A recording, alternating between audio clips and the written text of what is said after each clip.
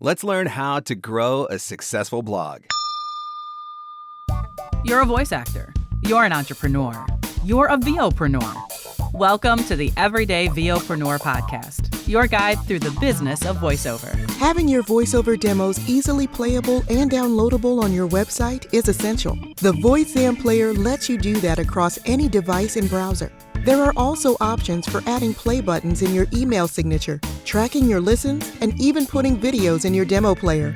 Sign up now at voicezam.com/MarkScott and receive an instant $25 credit. For full details and to claim this offer, visit voicezam.com/MarkScott. The VOpreneur Podcast. Hey, it doesn't suck. Not as funny as Conan. Not as cute as Seth Meyers. Not as smart as Colbert. But he's one of us, and that counts for something. Here's Mark Scott, the original Everyday VOpreneur. Hello and welcome to the Everyday VOpreneur Podcast, your guide through the business of voiceover. I'm Mark Scott, the original Everyday VOpreneur, as always ready to give you some more actionable, practical advice that is going to help you grow your voiceover business. One of the things that I firmly believe is that if you want to get better at a thing, you figure out who's the best at doing that thing, and you model them.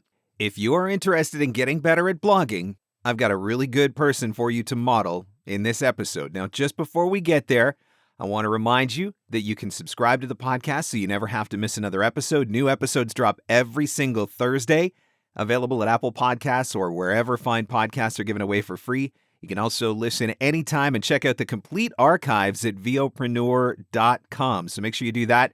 Thank you so much for your 5-star reviews, and let me know if you're listening on Instagram. Share it in your story and tag me at Mark Scott.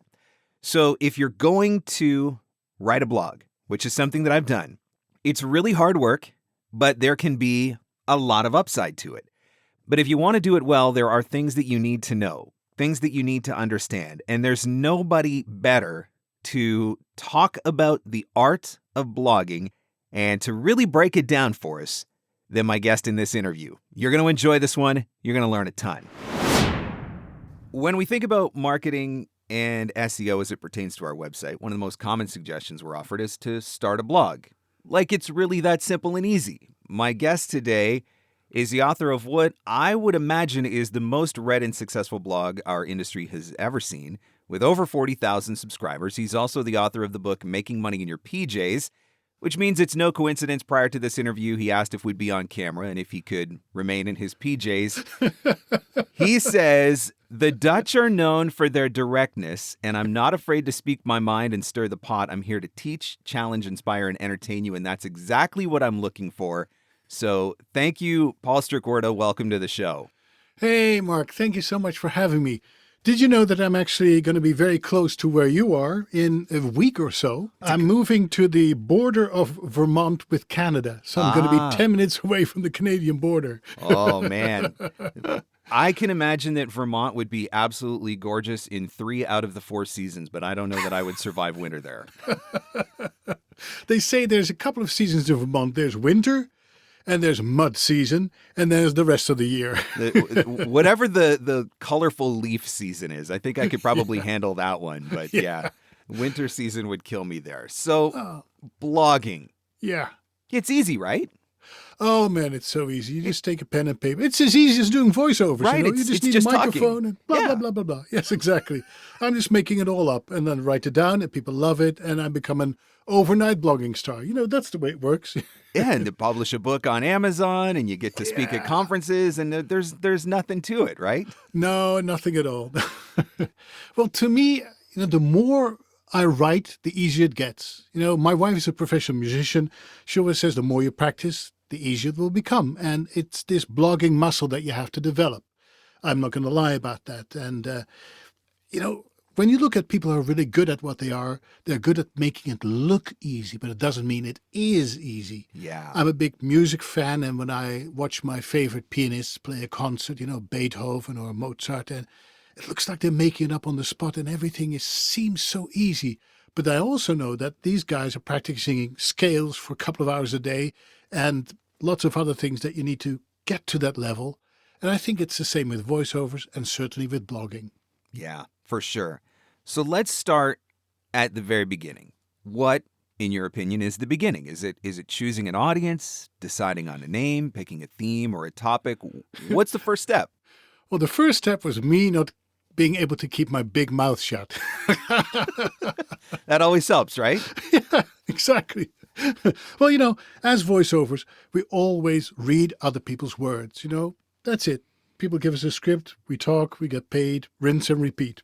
I was kind of tired of reading other people's stuff, and I wanted to write my own scripts and my own stories because I thought I had a couple of bones to pick with the voiceover industry, with certain people, with certain organizations, and pay-to-plays, whatever.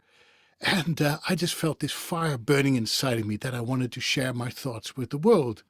Little did I know that 15 years later, I would have 40,000 plus subscribers. I got 4,000 people who follow me on Instagram because I started microblogging on Instagram, a different story every day. And it just grew out into this whole big thing now, and a book, and there's another book coming. But I had this inner urge that I wanted to share my opinion with the world. And people warmed up to it for some reason. They say it's probably my Dutch honesty, my Dutch directness, because whenever you go to Holland, you'll find that the people are very direct. They'll tell you when they don't like something, they'll tell you when they like something, and it may come across as a little bit rude to people who are not used to it, but the Dutch are just very open, and they speak their mind, and they're honest. And I found that coming from the Netherlands, I brought this European perspective to the voiceover industry that wasn't there. So I had a unique take. So I think that one of the first things that you need to have as a successful blogger, you have to have your own perspective, a very personal view. If everything is just gray and it's just, it's lovey-dovey, we're all here happy and everything's fine in the world of voiceovers, nobody's going to read you because it's not interesting. So you need to be interesting in order for people to be interested.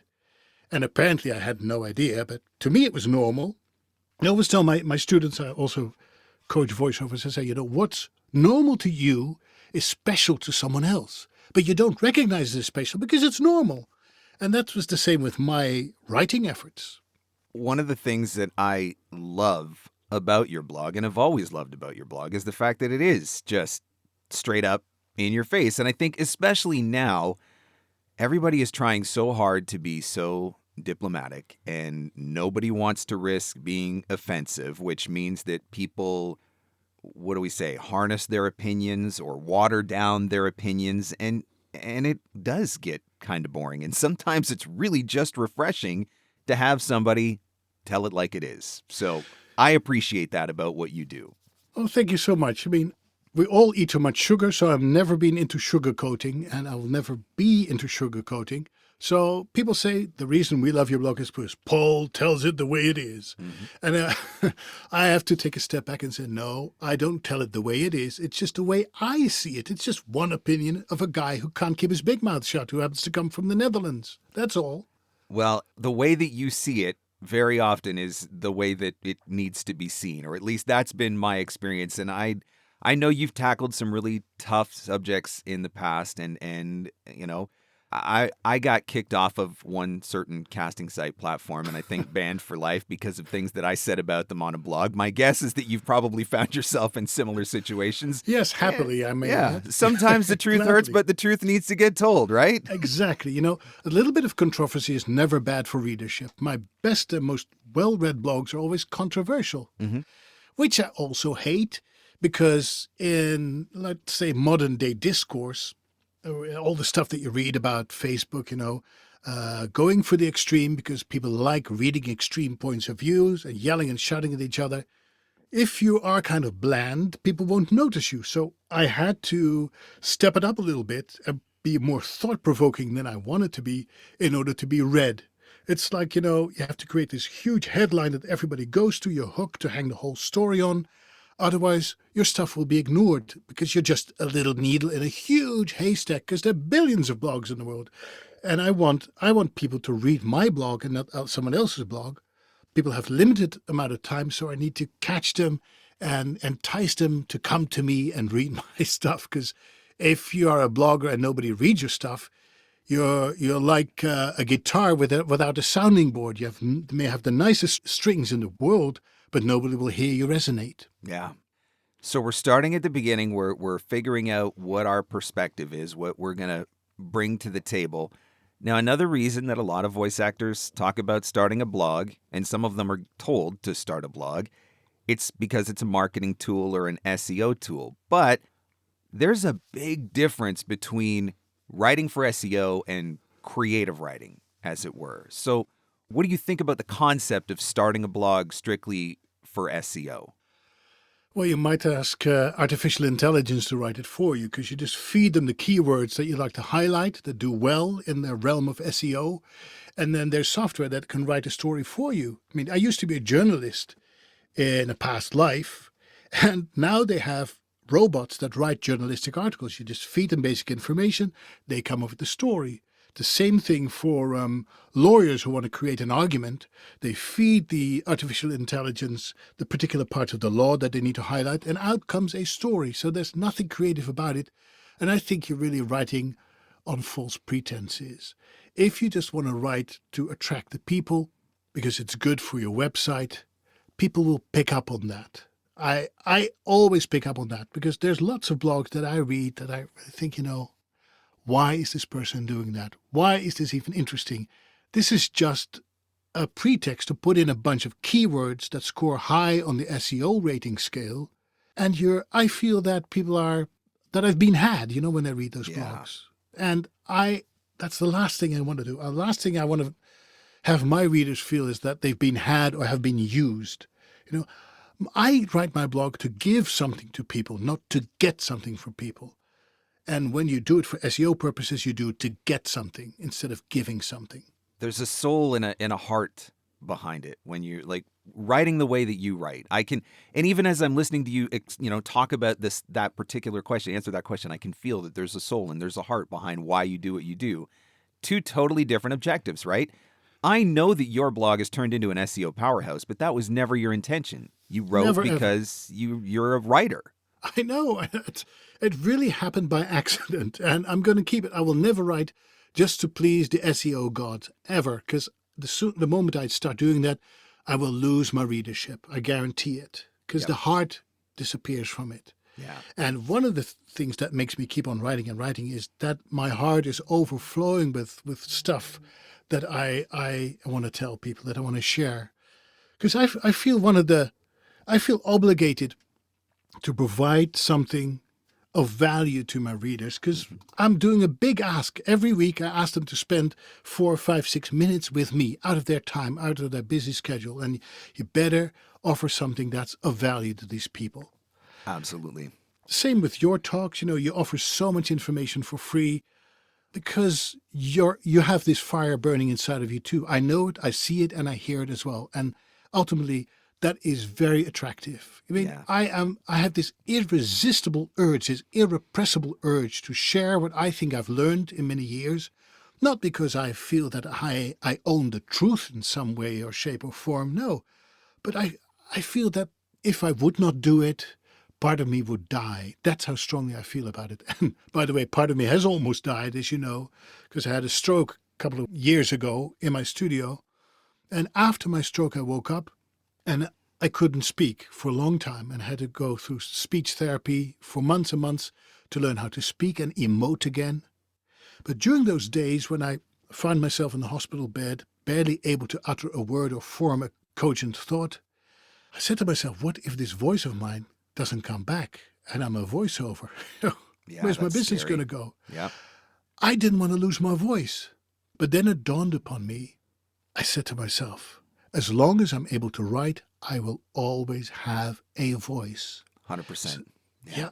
So that's the great, it kept me alive and awake, and eventually, as you can hear, my voice came back and it never stopped. But that was a great consolation to me, that I could always speak and communicate with the people that read my stuff. But it's also more than that, because once you start a blog, you start a conversation with people, and you create a crowd of people that like what you do, that resonate with what you have to say, and you make connections. And that's been another, I would say, side effect that I never thought about when I started writing, that you create a community of people who cheer you on, who are there for you when you're down, who love it when you're up, and root for you all the time. And when people get in discussions about what I've said in my blog on Facebook and they criticize me, there's always a couple that read over my shoulder and they go to bat for me. Yep. And this community has been one of the greatest and most wonderful side effects that has ever happened to me. Totally unexpected, but so appreciated. Yeah, and I can absolutely attest to that. I've had similar experiences. So talking specifically about the writing, and I love how you said, I'll never lose my voice as long as I can write.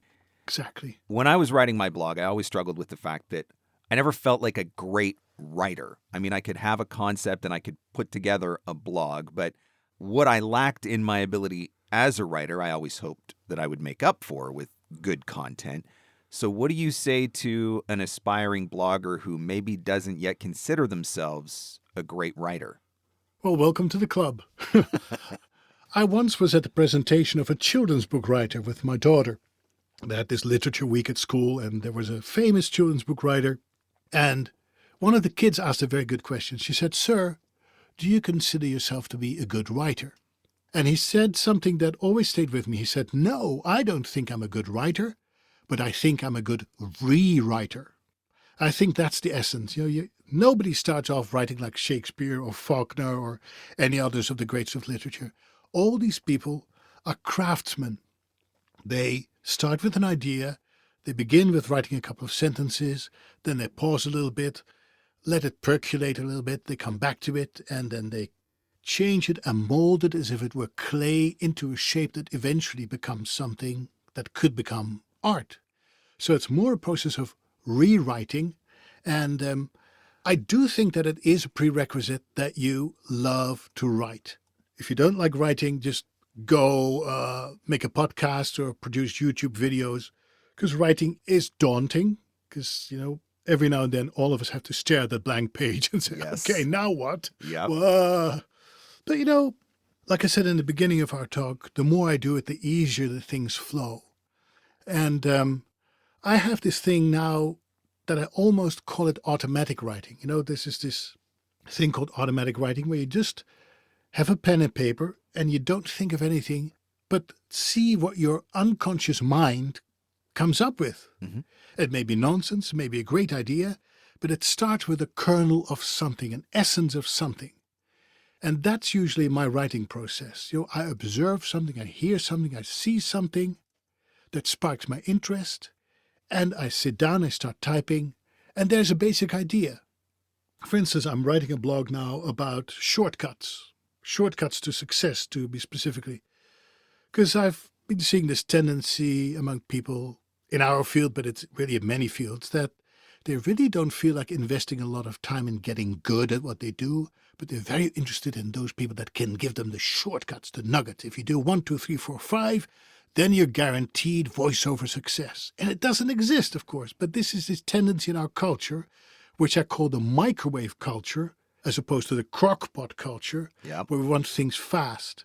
But if you want to do it well, you got to, and if food wants to be nutritious and delicious, you got to use a crock-pot instead of a microwave, right? Yep. And that's the same thing in many professions, voiceovers being one of them. So I started with that idea of shortcuts to success, and then one idea flows in after the other, and I write it all down. There's no censoring myself. It's just one creative brainstorm flow of things. And then I wait a couple of hours or maybe a day, and then go back to my notes, and I start criticizing and censoring myself. And I start thinking about what problem that my readers may have am I addressing here? Because I think that's always a good angle to look at, because you want to provide people with information that's actionable, that's useful, and they can put into practice the minute after they're done with your blog. They can start applying it. And then my question is, what problem does this address? And is there a problem behind that problem, the root cause of it, that can, when solved, can address the symptom? Yeah. And so that's the way I think. And you see that reflected in my blog, because I usually start with something that you and I can recognize from our voiceover experience, our perspective. But I use that as an angle to look at life in general. So for instance, a big theme in voiceovers is rejection or not being selected for a job. Now, that's not just applicable to us voiceovers. Anyone gets rejected one time or another. If you haven't been rejected, you haven't lived, Think about love. The worst thing we fear is rejection. Think about going to a job interview. We don't want to be rejected. We all want to be accepted. We want to be liked, loved, and people say, you matter. And when we are rejected, that's a terrible blow.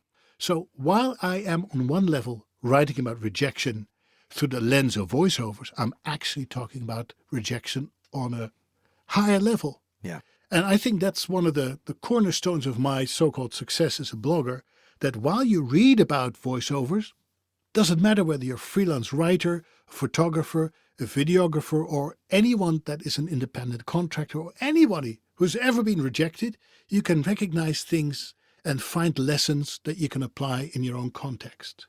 So that's another piece of advice that I want to pass on to people who are thinking of blogging. Think about, once you write about voiceovers, make it bigger than that. Use voiceovers as a metaphor for what's going on in people's lives. And once you address that, you'll gain an audience so quickly you'll be amazed. And that's a big part of it, right? If you're going to use it as a marketing tool, and I mean, obviously, again, big difference between creative writing, SEO writing, but if you want to use it as a marketing tool, then you need to make sure that it's not just being read by a group of voice actors, for example, who are much less likely to come to your website or hire you as a result of that. So expanding that audience and thinking about how to talk about things on a broader level makes a lot of sense. Now, you talked about this concept of automatic writing. You sit down, you just kind of let it flow.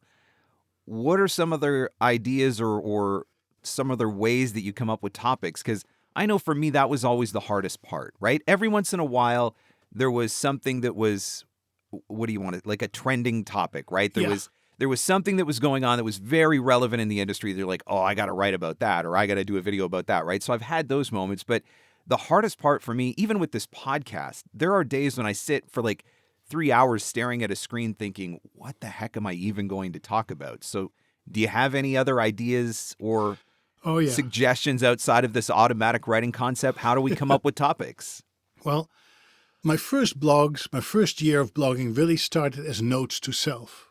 That's all it was. So everything I wrote about in my first year were things that I was struggling with and hoping to find answers for. So think about what you're struggling with. If you're a voiceover career, what's bothering you? What's not going well? What do you need advice about? What do you need inspiration for? Those things, because they apply to you personally, will get you fired up, get that fire burning. So lots of things are just notes of self. What are you struggling with at the moment? Find your answers, do your research, and share what you have found with the world. Because if you have that problem, I bet you so many other people have that problem. Absolutely. The other thing that I stopped saying to myself was, you know what, this topic has been dealt with before, people have written about it. Why should I write about it? Because it's been talked about and the horse has been beaten to death. Mm-hmm. Well, that's the quickest way to kill a perfectly good blog. Because nobody ever will have written about it the way you are about to write about it. So don't be discouraged if you find something that other people say, well, why that topic? It doesn't sound interesting. No, you give it your spin, your unique color and perspective, make it your own. So that's what I do too. And where do I find my topics? Well, a big part is online. I'm an active member of quite a few voiceover groups of translators and creative freelancers. And I just follow what people are talking about on a daily basis and how they're talking about it. And then I always think, I don't want to write about the incident that's going on right now, but I can use that as an opportunity to deal with the bigger picture. What's the bigger problem behind what they're addressing right now? For instance, the whole thing about rates. It's not just about the money that you ask for your job, but it's also a matter of self-worth. Mm-hmm. What happens, what makes people not feel worthy of a good rate? When they put themselves down because they say, well, I am just a beginning voiceover. I couldn't possibly ask an X amount of money. What inside of them makes them say that to themselves? And what does that inner voice, how does that inner voice affect their outer voice? Because I believe that anytime you doubt yourself, inside of you, you can hear it outside too. Yeah. Inside voice precedes your outside voice. So for me, then it becomes more of a psychological topic instead of purely voiceover related topic. So I always like to dig deeper. So yeah, find the problems behind the problems, try to dig deeper, take away the curtain and see what the layer is that you see then. And maybe behind that layer is another layer and another layer. And find stories to illustrate your point of view. And, I think that as long as we're alive, we are all storytellers because we are living a story. We are acting in our own play, as it were. And I think the best way to help people change their thoughts that may prevent them from becoming successful is not by telling them what to do, but telling them a story. Yeah. That's kind of a mirror of what they could do. It's not like, oh, I have the raised finger and let Paul, the Dutch voiceover guy, tell you what you should do. Number 1, number 2, number 3. If you don't do it, well, too bad. You will never be a success. No, I think storytelling is the most gentle, persuasive way to give people ideas. It's like planting seeds and give them the freedom to interpret that story in any way they like, instead of the Paul way. Yeah. So, whether you realize it or not, you see stories all around you, you read stories, and that's my inspiration as well. From the people that I meet, from the things that I encounter, it's everywhere. To give you one more example, because I tend to go on and on and on if you don't interrupt me, but I was shampoo shopping in my local supermarket, and I always look at labels and see how those products are marketed, because that interests me greatly, just as I know it interests you. Mm-hmm. And there was one that said, like, do you want to have hair like a TV announcer? Buy this shampoo. And I bought that bottle purely because it was such a ridiculous claim. But I thought it was very clever because it piqued my interest. And then I said, what is this an example of? How does that company manage to convince me out of all the other shampoos, hundreds of shampoos that I could have bought? Why did I go to that one and felt drawn to it like a magnet? And how can I use what they did in my marketing campaign? What is my message? How can I craft that to attract clients? And so I can even find inspiration on the shelves of an ordinary supermarket. That's a mindset thing, right? Like I've talked about before how, I'll be sitting in the airport shuttle, riding from the hotel to the airport, and I'm the guy that's sitting on the shuttle staring at the names of the buildings or the names on the buildings and making notes of them thinking, maybe that's a lead, maybe that's a lead, maybe that's a lead. Because that my mind is just always thinking about where can I find my next lead. My guess is that when you've been writing as long and as consistently as you've been, it just becomes part of your mindset of, where is the next idea? And they will come from the most random locations, but you're allowing yourself to be open to that possibility. Absolutely. And I'm also allowing myself not to censor myself. Yeah. Because I think that a lot of people are hard on themselves. I always tell my students, be soft on yourself. Please cut yourself some slack and allow myself to come up with ridiculous ideas, just be crazy without criticizing myself. Like, we all have these inner voices that sabotage our success, that say, you'll never be a success. You'll never make it. You're never going to happen. Who do you think you are? I shut those voices out. They're not welcome in my house. Yeah. Go away. And instead, I look at the world around me with wonder, with curiosity, and there's always inspiration. I listen to people talk all the time. I started doing that when I did voiceovers more regularly as a living, because I want to find out where I can be inspired for different tones of voice, different accents. So I always listen to how people talk and what they say to each other. And it's wonderful how people reveal themselves and what's bothering them in their lives, what's inspiring them in their lives.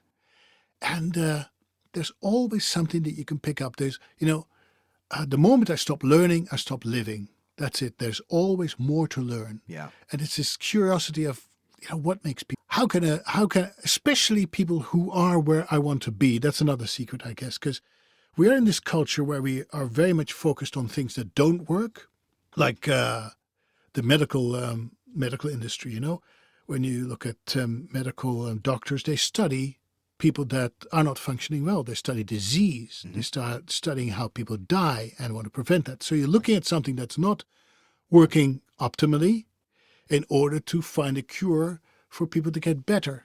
I approach it from the other side. I look at people who are highly functioning, who are where I want to be in life, and find out what their secrets to their success are. What makes them reach those results? What do they do differently? How do they think differently, speak differently, hold their bodies in a different way? What's their diet? It's the whole thing that makes them eventually to who they are and is kind of gives us clues to the secret of their success.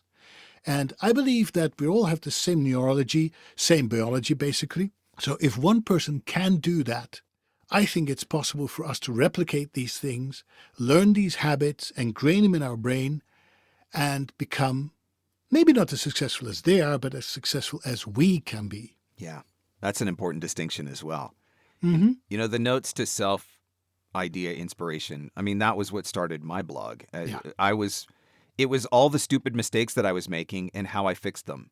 Like, that's literally, if you go back through the first year or two of my blog when I was writing it, that's what it was. It was, oh, well, this is a lesson I learned the hard way, but here's how I fixed it so I don't do that again type deal. So there's so many different places that you can draw the inspiration from.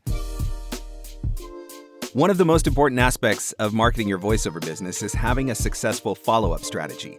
And one of the hardest, most frustrating, most confusing, and most overwhelming aspects of marketing your voiceover business is the follow-up strategy. It's the one thing that we're afraid to do because we don't want to come across as annoying. We don't want to get in front of people too much because we don't want to turn them away. But the reality is we need to be following up. We need to keep ourselves top of mind. It's how we ultimately convert a lead to a prospect to a client. If you are struggling with your follow-up, I want to help you. I want to help you create a strategy. I want to give you actionable, practical advice for what to do, what to say, where to say it, how often to say it, everything you need to know about following up. It's happening in my new course. It's called Follow Up Academy. This 2-hour masterclass is going to happen live via Zoom Tuesday, November 16th, 7 o'clock Eastern Time.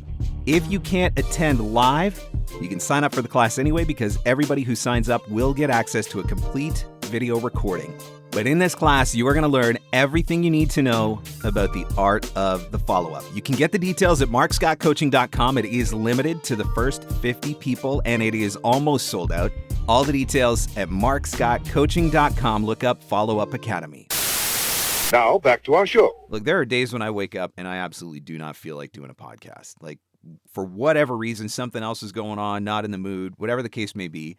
But by starting a podcast, I feel like I have made a commitment to my audience that that podcast is going to be there for them, that they're going to be able to listen to that new episode like they expect every week.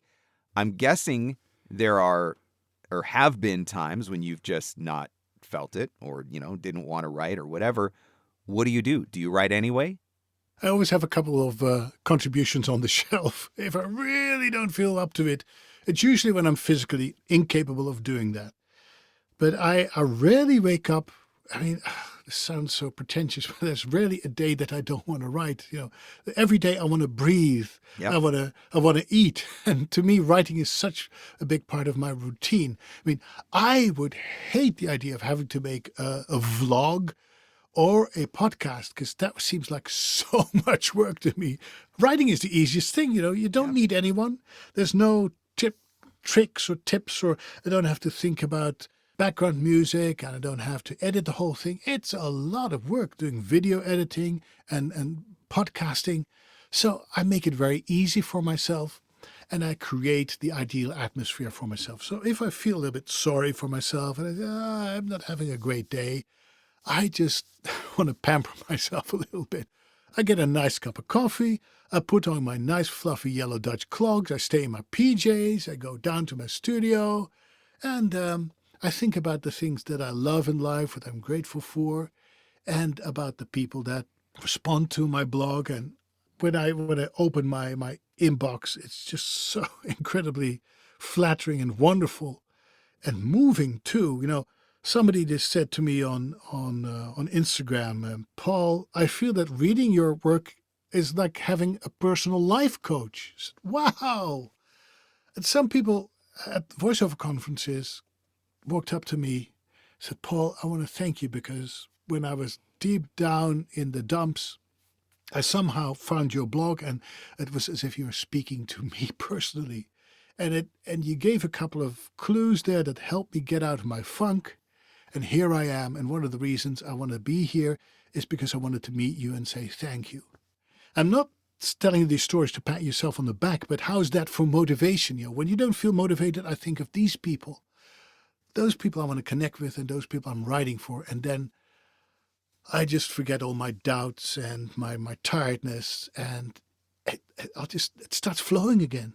That resonates with me because I have kept a file in my email. I've got a separate folder in my inbox, and it's letters from voice actors who have written to say, thank you for this, or, this had such a profound impact on me, whatever it was. And every once in a while, when the well is running low, I can go into that folder and read some of those emails, or, I can look at the comments that have been left or the reviews that have been left for a podcast or whatever, and I can just be reminded that, I'm doing something good, that I'm making a difference in people's lives. And it does refresh and recharge you. And absolutely it promotes or provides motivation to go back to doing the thing. That's for sure. Oh, yes. And I remember watching you. And one of the things I'll never forget, because first of all, you repeated it quite a few times, which I think is very effective. But because it was such a good way you summarize things. I remember you saying, never build your business on top of someone else's business. And even though I had given that some thought and had written a lot about pay-to-plays, nobody had worded that the way you did. And that stuck with me, and it's still there. And that inspires me. And these things, I think, is what people remember about you and what you're so good at as well. You boil things down to the essence, and all of a sudden the light bulb goes on and say, yes, this is it. And you say that so brilliantly that people will remember. And that's, I think, some skill that you have to have as a blogger as well, and a vlogger. You need to be sure that what you write is quotable and that people remember. You need to be quotable, and those quotes will lead their own life. For instance, one of the things that I've said from day one is that my added value is always higher than my rate. That's something people know me for. Mm-hmm. And whenever there's a discussion about rates and added value, there's always somebody who comes up with that phrase. And they don't even know it came from me. But once I know that it's become commonplace, I know that I've done something good for my community. That's legacy, is what Absolutely, it is. By the way, good segue, because that's one of the other reasons I blog, because I want to leave a legacy. Yeah. And it sounds a little bit pretentious maybe, but, think about all the voiceovers that you record every week, every month, every year. How much of that is going to be remembered? That commercial that you recorded, or that maybe spoken book, because, well, if it's a classic, people will keep on listening to it. But the e-learnings and all the industrials, how much of that is going to be remembered? Yep. For me, I'd say 95% of the stuff that I record will be forgotten so quickly. Yep. No matter my best efforts, people, it's in one ear, out the other, literally. But a blog has staying power. Yeah. Because you can turn it into a book, and you can turn it into an audiobook. And my blogs, I have about 570 different blog posts on my website, and it's there. And whenever there's somebody who's asking questions, said, oh, I've written about it, I'll send you a link to my blog. That saves me a lot of time explaining what I've written about in my blog. So having a blog is not only great for your SEO, great for your ego, great for your connections with your community, but it's also a way to leave a lasting impression. And I will say it will get you on other people's podcasts too, which is always nice. I read a lot of biographies, right? So I've been reading a lot of biographies lately on historical, presidents, entrepreneurs, Carnegie, Lincoln, guys like that. Yeah. And the reason why those biographies primarily exist is because of journals and diaries that they kept, right? And, that's what they did in the 1800s when there was no computers or no internet. And that's ultimately what led to their stories being able to be told today. That's what the blog has become, right? It's your journal. It's your diary that creates your legacy. I love the idea of that, which actually I think maybe becomes the answer partly to this next question, which is, what do you think the definition of a successful blog is? Because everybody's trying to figure out how to build one. Is it a certain number of readers, a certain traffic stat, the amount of comments that you get, the amount of social media shares or mentions. So how do you define success with your blog? And how would you encourage a new blogger to create their definition of success? I think that's a phenomenal question. And I happen to have written about that a couple of weeks ago in a blog called The Power of One. At the end, I ask, what is blogging success? What's success in general? And I remember Deepak Chopra, one of the great thinkers of this time, I think, in the personal growth and development scene. I used to be a journalist in a past life for the BBC and Radio Netherlands International, and I got to interview Deepak Chopra once about his book about success. And I asked him, what is your definition of success? And he said, success is the continued realization of goals worthwhile pursuing. So it's something that's ongoing, and it's a goal that you pursue that is worthwhile to you. So then the question is, what's worthwhile? And we all need to find our answer to that in life, but also as a blogger. What would make it worthwhile for me? And to me, it's not that I have 40,000 plus followers, or that people quote me, or that my SEO is out of this world and people come to my website. But ultimately, my success is that one day, one person reads one thing that I've written that inspires that person, that moves that person in a direction that is helpful for them. Yeah. If I can do that one day at a time with one person and one story at a time, that's success to me.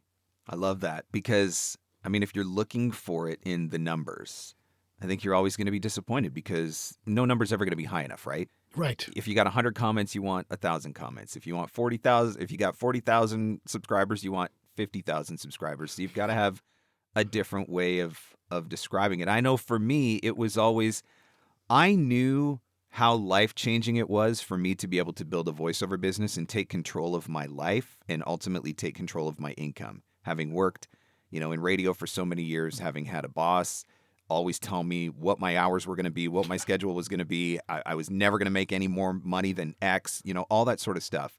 So building a voiceover business, that was life-changing for me. And when I started writing my blog, and then ultimately as that evolved into videos, podcasts, etc., the goal has always been, if I can help somebody else experience that same life change, because, they learned something from a blog that I wrote or from a podcast that I've done, and it's helped make a difference in their business, then everything I've done, all the content that I've created, that's how I define it as successful. If I'm helping somebody else to achieve that goal or that dream. So it's good to, you got to think bigger than yourself, right? Bigger than bigger than the numbers. Totally, because it's basically you answer the question to the meaning of life. Yeah. It's making a difference in other people's lives. And as they change, you change as well. It's doing something that's totally fulfilling, totally satisfying, totally where you answer the calling that you didn't even know that you had when you started out. I want people to do better than I am doing. But I always tell them, and I think you do too, is if I can do it, you certainly can do it. And it's all about giving, really. It's all about giving. And that's a cultural change because so much in our society is about taking. Me, want, give. Yep. I want it, I want. And it's a completely different mindset. I thought if all of us would be more giving and more helpful, more understanding, more sensitive to one another and be open to our needs and see how we can help people, I think we would create a better world. And that's ultimately, I think, a goal I hope lots of people will strive for, to make this world a better place and this place a better world. Absolutely. So your blog has evolved over the years. I remember reading it when I was building my business full time, and often there were times when it felt like it was more like hard-hitting investigative journalism, more so than reading a blog. And not always, but you had the ability to tackle tough issues. You pulled no punches, which I always respected. I've always felt like you were one of the most trusted industry advocates for accountability, for transparency, all of these sort of things. But what does 2021 Paul look like? How has the evolution transpired over the years that you've been writing? That's such a wonderful question. because I have given that a lot of thought. And a big moment for me came 3 years ago when I had my stroke. And as I told you earlier, I couldn't speak. And I was pondering the meaning of life and whether it had any meaning at all, and whether I would end up like a plant and people would have to take care of me. And you start reevaluating your life. You know, it's an emotional moment. And I looked at myself and the reasons why I had gotten a stroke. And one of the things was that I believed that I was always trying to do more, be better, prove myself to the world, shout from the highest rooftops, get recognition, feel the praise, and tackle the topics nobody wanted to talk about, and do that in such a way that was really pushing buttons, pushing envelopes, being the chief provocateur of the voiceover industry. And it had kind of I wouldn't say a nasty streak, but I was very combative. You know, I was on the barricades fighting for our rights as a voiceover to create great rates for everybody, recognition for our profession, and tell all the newbies what they did wrong. Yep. That was Paul on the barricades. And that worked because I got a lot of recognition for that. Paul tells it the way it is. And so, but it had another effect because people thought I wasn't a very nice person. Then they saw me at voiceover conferences and said, Paul, I never knew you were such a nice guy. What, is this the same guy who writes all these stories? And to me, there was this undercurrent of anger in my writing that was kind of feeding me, but it's also destroying me from the inside. Wow. Because one of the reasons I got this stroke was because I was doing too much. I wanted to prove too much to too many people and to myself and to my parents who are no longer alive even. I was trying to show the world what I could do and for how long I could do it. And I was a workaholic. And when I was here in my studio, my heart decided to send me a very strong signal. Yep. It created a blood clot in my brain and resulted in a stroke. And I woke up and said, well, that's not the way it's supposed to be. Look at that. If this kind of thinking and living that way leads to me nearly dying, that can't be good. So you better change your ways. So I think that the Paul in 2021 is more understanding, is milder in his views, is more compassionate, more considerate, and more of a storyteller instead of a preacher. I mean, I love to tell stories, but when a preacher, you know, I look at preachers who like give people hell when they don't do this, that, and that. I mean, I'm the son of a minister, so there's always this part of a preacher in me that I want to tell people how I think things should be and should work, but I don't want to push it down their throats anymore, I think. So I'm more of a storyteller, more gentle, I hope, kinder, more compassionate, and I hope a little bit more humorous too, and a little bit more self-deprecating, because, you know, I stopped doing the 24/7 being always available thing for every client and running the rat race. I completely stopped that because I knew I would die if I could go back to the lifestyle, you know, always available at the last moment for any audition that would come away. No, if clients really want me, want to hear my audition, I'll do it at a moment that's good for me. If they don't want me, if they go to someone else, fine. There's other clients waiting to work with me. So I gave that up and I feel so much better, so much healthier. Yeah. The distinction between storyteller and preacher, that's a great way of putting it. And I mean, I see it. As I'm listening to you talk, I'm like, how do I explain it? There's been an emotional shift. I've seen it as a reader, as someone who consumes your content. And I don't know the best way to put it. There were times when it definitely felt like a call to arms, right? Some of those posts were like, he's right. We need to line up behind him. We've got to fight this. We've got to. And now I read your posts and I'm like, I kind of just want to give somebody a hug. I don't know if that's the best way to put it, but that, like, I see this evolution that has taken place, and it's been a beautiful thing for me to see that difference, and yet the value is still there. Yeah. Right? I don't feel like you've lost your edge at all. You've just, I guess it goes back to what you talked about in the beginning, right? Identifying your perspective and what perspective do you bring? And I guess your perspective has shifted, understandably so. Hmm. And I think it's also much more effective because when I was taking people to task, there was a lot of first-hand rejection because, oh my gosh, who are you to tell me what I should do? Mr. Arrogant talking to us from his ivory tower. Oh, look at that guy from Holland. Who does he think he is to lecture us? And that caused people to reject my ideas out of hand without even considering them. yeah. And so I don't think it was very effective. I mean, it has cost me a lot of readers, though, because people like the controversy. Sure. They like it when I take on like the big companies and the big names. They want to read about, oh, look what Paul's doing now. He's not afraid to bite the hand that feeds him. He tells things that we don't dare to say, but we are thinking nevertheless. So they let me do that work for them, and people loved it. They were eating it up. Now I'm a little bit more mild, not as controversial, and people go to other outlets where other people start yelling louder. So I've toned down my voice.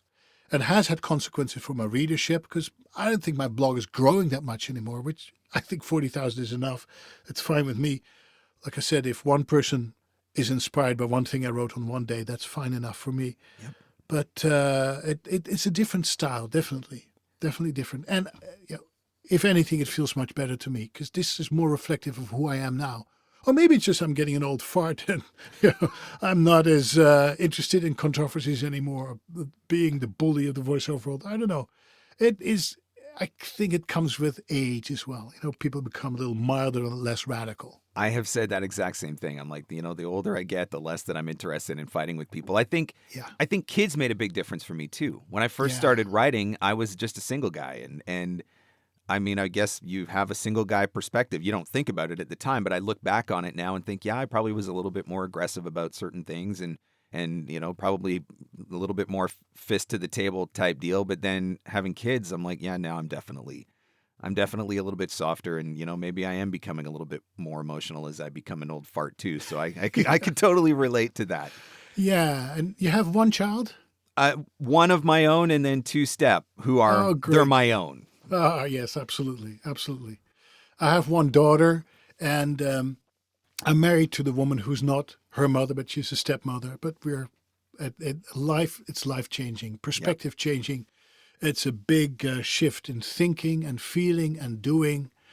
Man, yes, I've learned so much from my daughter. She has no idea. Yeah. So today, podcasting is huge. We're here doing this right now. Yeah. Everybody wants to be YouTube famous. Social media has destroyed our attention spans. People can barely stay focused for more than 60 seconds anymore. Content strategies are short, quick hit pieces, a single image, a 15-second video, a 280-character tweet. Has this impacted, or do you think it will impact blogging? It doesn't seem like it's changed what you do. Actually, I love what you do on Instagram. I think maybe that's why it stands out. Right. Yeah, because Instagram is this visual medium where people post pictures. But until recently, nobody used it as a writing tool. And I thought this was a great opportunity. I mean, I'm a bit of an amateur photographer, not very good, but I like taking pictures and turning that into something more than just a picture. And I also found that as I was losing my audience a little bit through my blogs, I had to find a new audience, a younger audience. And this Instagram thing spoke to me. So I said, what if I start just microblogging, just 2,000 words? My regular blog is about 6,000 to 10,000 words. Just 2,000 word limit, little snippets of information and storytelling, just to accompany the photograph that I'm taking and sharing that with people. And that was a big hit, much to my surprise. It was just an experiment. Didn't know how it was going.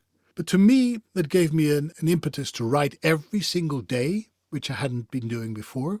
And like I said in the beginning, we need a little bit of an incentive, especially on the days when we don't feel like it. There's this little pressure, this little knock on the door. Come on, what did you do today? Another story, great. So that helped me get my inspiration going and flowing.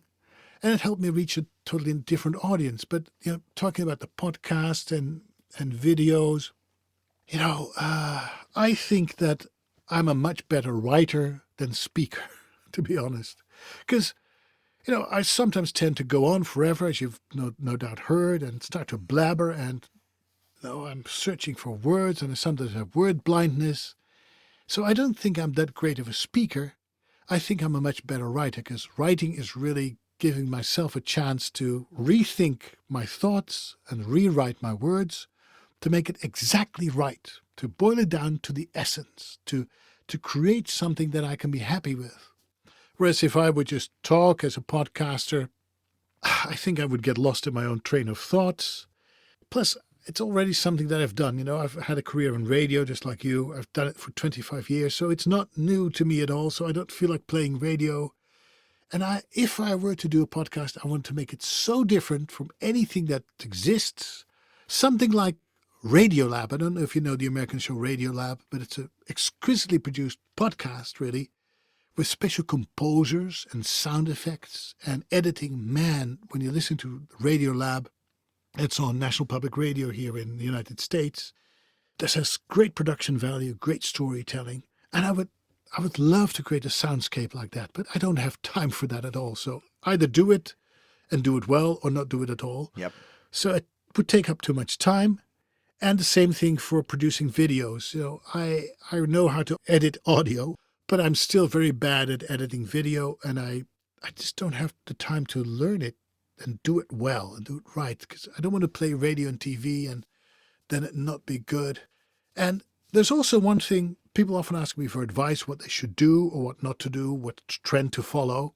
And I always tell them, look at all the trends, the things that are popular right now, and do the opposite, because the trend is what everybody else is doing already. You don't want to do that. So be counter-trendy. Yep.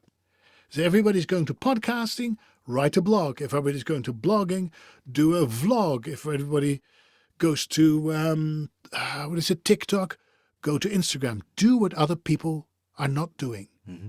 And that's the same thing with voiceover conferences. I once had a voiceover conference, and I asked people not to do anything that I would recommend to them, because most people would take what I recommended to them and put that into practice. I said, you don't want to do that because everybody else is already doing it. Yep. Makes sense. It's kind of counterintuitive, but it has worked for me, So if blogging is old, well, let me be old, let me be vintage. It's the vehicle that works well for me. It's my way of expressing myself in a way that I don't feel I can do in any other way. And it has much more staying power. Plus, I think that when you look at a blog, you can scan it. You can quickly pick out paragraphs that resonate with you and then put it aside and go to something else. So it's very quickly take the information, take what you like, and then leave the rest. Whereas if you listen to a podcast, thank goodness for listening to this one, by the way, but you have to listen to the whole thing. It's very linear. Mm-hmm. You can't scan a podcast like you can scan an article. Yep. So to me, it's more useful use of my time as well to read an article quickly than to have to listen and sit through a whole podcast where the host loves to hear himself or herself speak all the time. Yeah. Every medium still has a place. That's one of the beauties of the internet right now. Mm-hmm. So look, one final question. If you could give one piece of practical advice to someone who is either thinking of starting up a blog or maybe looking to revive one that they've misfired on a time or two, what would that piece of advice be? Well, I think that you have to have a unique point of view in order to have a blog that attracts readers. And that unique point of view doesn't necessarily always have to do with voiceovers. So when people start thinking of blogging, I ask them to take a few moments to jot everything down, what they think they bring to the table that distinguishes them from the rest of us. That's how I really started also. So when I thought about myself, what I have to offer, I looked at myself and what makes me different and stand out from other people. So first of all, I had a career as a journalist and broadcaster. That's why you say that a lot of my pieces in the beginning read like they were journalistic articles. That's because I used my background as a journalist, as a broadcaster. Of course, I'm a voice talent. I used to be a media trainer, helping people to do well in radio and television. I've been freelancing for 50 years of my life, pretty much. I've been a business owner. I've studied neurolinguistic psychology. I'm a trainer of hypnotherapy. I come from Europe, specifically the Netherlands. I speak different languages. People say that I have an okay sense of humor. There's a little bit of snarkasm that I like to blend in. I can be thought-provoking and I'm not afraid to speak my mind. So these are kind of 10 different things that I thought make me me and would make me interesting to read as a blogger. So that would be my tip when you start blogging. Find these areas in your life because those are the colors on your palette that you're going to use to paint your picture with. The picture that's going to be a blog. And be nice to yourself. Say, well, it's some people are just too modest and they think they're not interesting enough. When I talk to people for a couple of minutes, everybody's interesting. Everybody's got a story to tell. The stories are everywhere around you. Just develop that second nature of picking up on them and mix what you get from the outside world with the inside world and find your own voice, create the ideal mix and turn it into a story, spin it into your own narrative. And that's how you may end up with a well-read blog. I think one of the things that you said earlier also stands true, which is you're writing to make a difference for one person. And I think when you think about it from that perspective, I need to be interesting to one person, not 1,000, not 10,000. I just need to be interesting to one person on this particular day with this one particular subject. And when you think about it like that, it certainly takes a lot of the pressure off, I think. Absolutely, because one of the things people think that you need to be when you have a successful blog or whatever is that you need to be a people pleaser, because the more people you please, the greater your audience will be. I think the contrary is true. The more specific your point of view, the more unique and individual your point of view is, the more interesting you become as a blogger, as a vlogger, as a person. It's like this advice that they give voiceovers, the more accents you master, the more genres you master as a voiceover, the more in demand you will be. I think it's really the people who specialize in certain areas and become really good at what they do. They're the ones making the big bucks and getting the big jobs, not the ones that are I'll do anything, I'll record anything. That's fine. Just pay me. I'll read it. No. You need to distinguish yourself, find your voice, and not be this person that tries to please as many cooks as possible. It's this thing in Holland, we have these wisdoms written on tiles. You probably have them here too. And one of them says in Holland, there's no cook that can please every palate. Yep. You don't want a palate pleaser. No, you don't want to be a crowd pleaser. You want to have your perspective, your point of view, and share that with the world. And if you do that well, if you're interesting enough, people pick that up. Absolutely. And, surround yourself with interesting people. Put yourself in interesting situations. Do things that other people haven't done. Be a little bit daring. Be a little bit silly in your life. Try things out that everyone says, well, you shouldn't really do that. Especially when somebody says, don't do it. Do it. Go for it. Yeah. You got nothing to lose and you got everything to gain. And who knows, maybe one day you can turn your blog post into a book and someone will ask you to speak at conferences and call you up for an interview on podcast, and you have a whole group of new friends that will enrich your life beyond anything that you would have ever expected. Absolutely. And then one day you might find yourself like I was in the hospital, all alone, not knowing what happened. You hear the machines around you beeping all the time and you're in the dark. You hear the nurses whisper and you're at your lowest because you feel like crap. And then you open up Facebook. People are reading your blog and they connected with you. And they said, we just heard you had a stroke. How are you doing? We got your back. Just want you to know I'm thinking about you. We're here for you if you need it. And I keep on telling this story every time because I want to know that what you do is not just putting words to paper. You're touching people's lives. And it's this big pebble in a pond that makes ripples. And you never know when those ripples will come back to you. When you least expect it, but when you most need it. Your readers are there for you and say, we got you, Paul. We've heard you. If you need anything, just call me. I will be there. And that's also part thanks to my blog, because it's a way for people to get to know you. Yeah. To learn to like you, because nobody wants to work with a jerk. People don't want to work with people they don't trust. So it's another way to build trust for people to find out what you're made of, professionally, but also personally. So I hope I've given you enough reasons to start blogging, at least to start writing. And if you're listening right now and you're thinking of starting a blog and you need some input, or you want me to look at something that you've written, that's something I want to offer to your listeners, just give me a call. Go to nethervoice.com, a website. There's a contact page, or write to paul@nethervoice.com. Connect with me. I'm not going to charge you anything for it because it's just something I love doing, I'm passionate about. But if you want to have some input, want to have some ideas about how to start, or, what platform should I use, or anything that you have questions about that I have not answered in this interview, connect with me and I'll be there to help you, because so many people have helped me in my life. My greatest privilege would be to help you on your way. I think this is where you haven't built an audience, you've built a community. And it's an important distinction, and it's a beautiful thing. And I mean, we're grateful. As your community, as part of your community, we're grateful for what you've done and for what you've had to offer. I know you just gave the website. I think most people are pretty familiar with it when you have 40,000 subscribers on it. But nethervoice.com is where we can go to find the blog. And if somebody wants to find you on Instagram, because I think that everybody should be following and reading these little microblogs that you're putting on Instagram, where can we find you there? That's also the handle Nethervoice. Very predictable, but very easy to remember. Just type in Nethervoice and I'll come up. There's only one, unless it's an imposter trying to tell the world that he is Nethervoice. I've had that a couple of weeks ago. It was terrible. That's how you know you've arrived. Yeah, I know. It was a compliment in a way, too. It took me 2 days to alert everybody, but just go to Nethervoice. And if you read something that you find interesting or mildly amusing, it's probably my word. So, yeah, let's connect there, too. And Absolutely. I'll connect with you.